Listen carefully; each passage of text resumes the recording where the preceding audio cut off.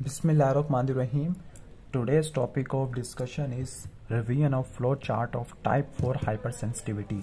Hypersensitivity क्या थी? Inappropriate exaggerated immune response against external harmful नहीं बल्कि हार्मलेस इनोक्वस एंटीजन। तो उसके अगेंस्ट इनएक्टिव इनअप्रोप्रिएट या एग्जैजरेटेड इम्यून रिस्पांस देखने को मिले तो उसको हाइपर सेंसिटिविटी बोलते हैं। हाइपर सेंसिटिविटी की 4 टाइप्स थी, 1, 2, 3, 4। उसको हमने सेपरेट वीडियो से कवर कर लिया है, आप उनको देख लीजिएगा इम्यूनोलॉजी की प्लेलिस्ट के अंदर। तो टाइप 4 हाइपर सेंसिटिविटी का दूसरा नाम है सेल मीडिएटेड हाइपर सेंसिटिविटी, क्योंकि टाइप 1, टाइप 2, टाइप 3 तीनों के तीनों एंटीबॉडी मीडिएटेड थी, लेकिन ये वाली सेल मीडिएटेड होती है।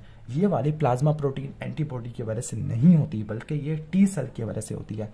इसको डिलेड हाइपर सेंसिटिविटी भी क्यों बोलते हैं? क्योंकि इसको स्टार्ट होने में भी टाइम लगता है, और एक मरतबा स्टार्ट हो जाए तो ये इसको खत्म होने में भी टाइम लगता है। तो ये ज्यादा अरसे तक रहती होती है, स्टार्ट होने में काफी टाइम लगता होता है। अब चूंकि टाइप 1 हाइपर सेंसिटिविटी के अंदर दो टाइप के अंदर सेल इन्वॉल्व होते हैं, टी सेल, और टी सेल 2 टाइप की होती है, CD4 positive helper cell, CD8 positive cytotoxic killer cell. अब CD4 इसकी वजह से जो टिश्यू का डैमेज होगा, जो हाइपर सेंसिटिविटी होगी, वो किन किन वजह की वजह से हो सकती है। हाइपर सेंसिटिव करवाने के लिए सबसे पहले आपको एंटीजन का एक्सपोजर कराना पड़ेगा। पहले एक्सपोजर के ऊपर, फर्स्ट एक्सपोजर के ऊपर कोई नुकसान नहीं होता, लेकिन सेकंड एक्सपोजर के ऊपर मसला खड़ा होता है। तो इंड्यूस कैसे होगा? CD4 प्लस मैक्रोफेजिस, ये किन किन हाइपर सेंसिटिविटी डिजीज के अंदर इन्वॉल्व होते हैं? जैसे जो बैक्टीरिया के कॉन्स्टिट्यूएंट है या फंजाई, बैक्टीरिया कौन सा? ट्यूबरक्लोसिस है, फंजाई कोकाइडियाडोमाइकोसिस सिस्टेमिक फंजाई है। इसकी वजह से इसके जो कॉन्स्टिट्यूएंट होती है या इनकी जो प्रोटीन्स होती है वो आगे हार्मफुल रिएक्शन करवाती है। जो हार्मफुल रिएक्शन करवाती है उसका basic mechanism type 4 hyper sensitivity है। लेकिन इन केस में जो सेल इन्वॉल्व हो गए वो हो गए साइटोटॉक्सिक नहीं होगे, बल्कि हेल्पर और मैक्रोफेजेस होगी। अगर वो बैक्टीरियल या फंगल कॉन्स्टिट्यूएंट की वजह से हाइपर सेंसिटिविटी होती है तो वो जो कॉज करती है, जो इफेक्ट कॉज करती है, उसका नाम है ग्रैनुलोमा।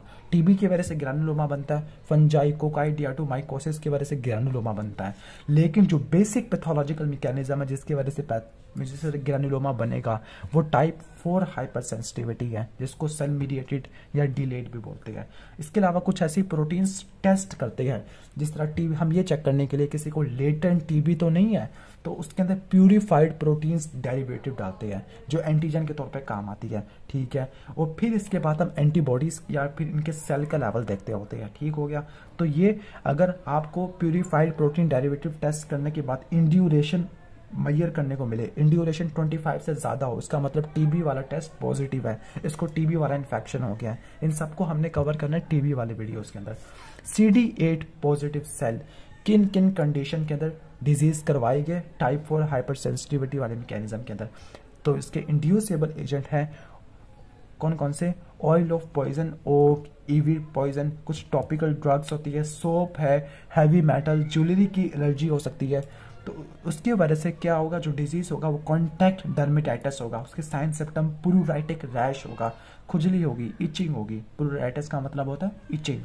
जबकि herpes simplex type 1 virus, mycoplasma sulphonamide, ये क्या करवाती है? ये 3 स्किन के लीजन्स करवाती है इसी मैकेनिज्म के जरिए। Erythema multiforme, Steven Johnson syndrome, toxic epidermal necrolysis, हमने डिटेल से पढ़ना है। तो पहले हम देख लेते हैं कॉन्टैक्ट डर्मेटाइटिस या कॉन्टैक्ट हाइपर सेंसिटिविटी, इसका बेसिक मैकेनिज्म होता क्या है। सबसे पहले आपको बताया था कि आपने एंटीजन का एक्सपोजर करवाना है, सेंसिटाइजेशन होती है। फिर इसके बाद सेम एंटीजन का दोबारा एक्सपोजर होगा, तब वो आके मसला क्रिएट करेगा। सबसे पहले आपने सेंसिटाइजेशन करानी है, अडैप्टिव इम्यून सिस्टम की एक्टिवेशन करानी है, प्राइमिंग करवानी है। तो कॉन्टैक्ट डर्मेटाइटिस के लिए कौन कौन से केमिकल थे? प्लांट मटेरियल, पॉइजन ईवी था, ऑक था, टॉपिकली अप्लाइड ड्रग्स, सल्फोनामाइड, नेपमाइसिन है, कॉस्मेटिक सोप्स होते हैं, सिंपल केमिकल्स, निकल, फॉर्मेल्डिहाइड हो गया, ये सब होती है। ये सारे मालिक्यूल बहुत छोटे छोटे मालिक्यूल हैं, ये हेप्टेन का काम करते हैं। सबसे पहले ये स्किन के ऊपर एंटर हो गए, जब भी तो कॉन्टैक्ट डर्मेटाइटिस करवाएंगे। स्किन के ऊपर एंटर होने के बाद हमारी बॉडी के साथ अटैच हो जाएंगे। जब ये हमारी बॉडी के प्रोटीन के साथ अटैच हो जाएंगे तब इनका मालिकुलर वेट ज़्यादा हो जाएगा। जब इनका मालिकुलर वेट ज़्यादा होगा तब ये एंटीजन का काम करेगी। इससे पहले ये हेप्टेन का काम कर रहे थे। तो हमारी बॉडी प्रोटीन को मॉडिफाई करने के बाद ये एंटीजन बना लेते हैं और ये टॉलरेंस को ब्रेक कर देती है। टॉलरेंस का मतलब क्या है? टॉलरेंस का मतलब होता है अनरिस्पॉन्सिवनेस। नॉर्मली हमारी बॉडी के ओन टिश्यू के अगेंस्ट हमारा इम्यून रिस्पॉन्स एक्टिवेट नहीं होता, तो उसको बोलते हैं टॉलरेंस। लेकिन अगर हमारी बॉडी की प्रोटीन्स हैं, इनके खिलाफ इम्यून रिस्पॉन्स आना शुरू हो जाए, तो उसको बोलते हैं लैक ऑफ टॉलरेंस, और lack of tolerance is the basis of autoimmune disorders. तो टॉलरेंस खत्म हो जाएगी तो हमारी बॉडी की जो प्रोटीन्स है उनके खिलाफ रिएक्शन आना शुरू हो जाएगा। ठीक है, किस तरह से आना शुरू हो जाएगा? जो डेंड्रिटिक सेल है वो इन स्किन के प्रोटीन्स को पकड़ लेंगे, उनके पार्शियल प्रोटियोलाइसिस होगी, फिर इनकी प्रेजेंटेशन करेंगे हेल्पर टी सेल को, और फिर इसके बाद टी सेल की डिफ्रेंसिएशन हो जाती है हेल्पर टी सेल 1 की 1 में और 17 में। जो 1 और 17 है बहुत सारे इंटरल्यूकिन्स या साइटोकाइन प्रोड्यूस करते हैं। अब सबसे पहले फर्स्ट एक्सपोजर में तो हमारे सेल एक्टिवेट होके बैठ गए स्किन के अंदर, कौन कौन से TH1 और TH17, तब इतना मसला क्रिएट नहीं होता। लेकिन अगर सेकंड टाइम वही एंटीजन स्किन के जरिए आ गया, अब की बार हमारे सेल पहले से तैयार हुए पड़ गए, तो उसी सेल को रिकॉग्नाइज करने के बाद फिर ये सेल तो पहले से एक्टिवेट हुए पड़े हैं, तो ये मैसिव क्वांटिटी के अंदर साइटोकाइंस इंटरल्यूकिन्स प्रोड्यूस करते हैं, और फिर सेंसिटाइज पर्सन के अंदर जो डिजीज होगा इन केमिकल्स की वजह से, उसको बोलते हैं कॉन्टैक्ट डर्मेटाइटिस। अब कॉन्टैक्ट डर्मेटाइटिस के साइन सिम्टम क्या होते हैं? एरिथेमा हो जाता है, रेडनेस हो जाती है, इचिंग हो सकता है, वेजिकल दाने बनना शुरू हो जाते हैं, एक्जिमा, डर्मेटाइटिस वगैरह देखने को मिल सकता है, और स्किन की नेक्रोसिस भी देखने को मिल सकती है। ठीक हो गया। कहते हैं सीवियर डर्मेटाइटिस के अंदर CD4 और CD8 दोनों के दोनों आ सकती है, और एक टेस्ट करते हैं पैच टेस्टिंग, जिसमें स्मॉल स्किन लेते हैं और इसमें चेक करते हैं कि हम ऑफेंडिंग एजेंट को आइडेंटिफाई करते हैं by stimulating memory T cell. लेकिन पैच टेस्टिंग को हम बाद में करेंगे, किसी सेपरेट वीडियो से कवर करेंगे। तो आपको कॉन्टैक्ट डर्मेटाइटिस का मैकेनिज्म बता दिया कि किस तरह से इसमें टाइप 4 हाइपर सेंसिटिविटी होती है। अब बारी है ट्यूबरकुलिन टाइप हाइपर सेंसिटिविटी की। अब इसमें होता है क्या है? जो ट्यूबरकुलिन टाइप हाइपर सेंसिटिविटी है वो एक स्किन टेस्ट का बेस बन जाती है, जिसको बोलते हैं purified protein skin derivative test. ये स्किन टेस्ट हम TB के पेशेंट के अंदर करते हैं, ये चेक करने के लिए कि आया कि इसको TB का इन्फेक्शन हुआ है या नहीं हुआ। ठीक है, क्योंकि बाज़ वक़्त ऐसा होता है कि TB का एक्सपोजर होता है लेकिन TB लेटेंट हो जाता है, इनएक्टिव हो जाता है, बाद में दोबारा एक्टिव हो सकता है। इसका प्रिंसिपल क्या है? सबसे पहले जो पेशेंट होगा, उस पेशेंट जिसमें लेटेंट माइकोबैक्टीरियल ट्यूबरक्लोसिस है, पहले TB हुआ था लेकिन फिर TB इनएक्टिवेट हो गया, फिर हमने ये चेक करने के लिए कि वाकई में इसको TB का इन्फेक्शन था, प्रीवियस इन्फेक्शन था या नहीं था, तब हम ये PPD टेस्ट करेंगे। तो जिस बंदे के अंदर लेटेंट माइकोबैक्टीरियल ट्यूबरक्लोसिस था, तो उसके अंदर मेमोरी टी सेल बनना शुरू हो जाते हैं, फिर वो मेमोरी टी सेल हमारी बॉडी के प्रोटीन में डिस्पर्स होना शुरू हो जाती है। अब ये वाला टेस्ट सेमी क्वांटिटेटिव है, क्वालिटेटिव के साथ सेमी क्वांटिटेटिव कि एक स्पेसिफिक एक हद तक तो क्वांटिटी को बताएगा, इसके बाद ही नेगेटिव हो जाएगा। ठीक है, और ये किसका मेन पर्पस क्या है? ये चेक करना कि antigen specific skin resident T cell है, किस तरह से आप प्रोसीजर समझते हैं। अब जिस बंदे को TB हुआ हुआ है, लेटेंट TB है, उसके अंदर मेमोरी टी सेल मौजूद होते हैं, मतलब पहले से हमारा इम्यून सिस्टम एक्टिवेट हो चुका है। फर्स्ट एक्सपोजर क्या था? TB वाला था। अब सेकेंड एक्सपोजर हम करवाएंगे लैब के अंदर, किस तरह से कि जो पेशेंट जिसके अंदर माइकोबैक्टीरियम ट्यूबरक्लोसिस था, उसमें एक ट्यूबरकुलिन एक एंटीजन होता है TB वाला, वो थोड़ा सा इंजेक्ट करेंगे उसकी स्किन के अंदर, और फिर हम देखेंगे रिएक्शन क्या आता है। नॉर्मली रिएक्शन इन ड्यूरेशन होती है, स्किन की हार्डनिंग देखने को मिलती है, उसको मेजर करते हैं, और ये 48 से लेकर 72 आवर्स तक देखने को मिलता है। अब इसकी इंटरप्रिटेशन क्या होगी? अगर इन ड्यूरेशन रेडनेस देखने को मिल रही है, इसका मतलब पर्सन पहले TB से क्या हो चुका है? इन्फेक्टेड हो चुका है, प्रीवियस इन्फेक्शन है, लेकिन ये नहीं बताता कि अभी इसको ताज़ा इन्फेक्शन है या पुराना इन्फेक्शन है। ठीक है, लेकिन ये कहेगा कि इसको इन्फेक्शन हो गया है, ये नहीं बताएगा कि इसको इन्फेक्शन हुआ है, करंट डिजीज था या नहीं। अगर करंट डिजीज का कंफर्म करना है तो हमें 2 टेस्ट करने पड़ेंगे। एक पहला टेस्ट जिसमें उसको नेगेटिव आना चाहिए, नेगेटिव का मतलब पहले कोई एक्सपोजर नहीं हुआ, और फिर दूसरा टेस्ट किया वो पॉजिटिव आ गया है, इसका मतलब इसको करंट इन्फेक्शन हो गया है, क्योंकि पहले वाला टेस्ट नेगेटिव था। और इसको बोलती है PPD कन्वर्जन। क्या बोलते हैं? PPD conversion. और इसको चेक करने के लिए हम क्या करते हैं? जो इन ड्यूरेशन उसका डायमीटर को मेजर करते हैं। ठीक है, जितना डायमीटर होगा उसका मतलब उतने ही मेमोरी टी सेल ने रिएक्शन करना शुरू कर दिया, हाइपर सेंसिटिविटी की है।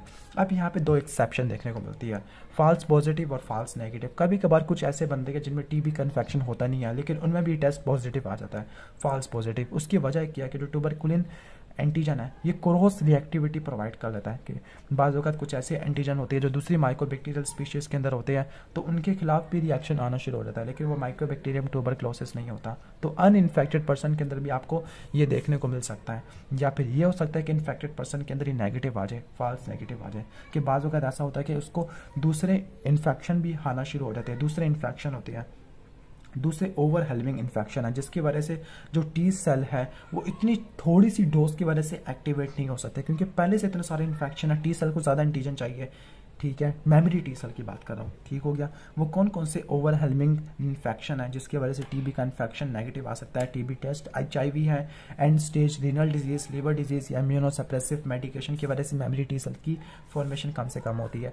इसकी इंपॉर्टेंस क्या है ट्यूबरकुलिन स्किन टेस्ट की? पहली इंपॉर्टेंस ये है कि जो लेटेंट टीबी है उसके डायग्नोसिस के लिए इस्तेमाल होता है, और दूसरी इसकी इंपॉर्टेंस ये है कि ये चेक करने के लिए कि आया कि हम जो लेटेंट इन्फेक्शन वाले पेशेंट है उसको ट्रीट करें या नहीं करें, क्योंकि अगर आपको पता है कि कोई भी इम्यूनोसप्रेसिव थेरेपी करने से पहले हम स्किन का पीपीडी टेस्ट करवाते हैं। क्योंकि स्किन पीपीडी टेस्ट में ही आपको पता चलेगा कि उसके पास मेमोरी टी सेल की सही फंक्शन अमाउंट है, सही फंक्शनल क्वांटिटी है, अगर है तो फिर इम्यूनोसप्रेसिव थेरेपी स्टार्ट करेंगे जिसमें आप टी सेल मैक्रोफेज के फंक्शन को सप्रेस कर देते हैं।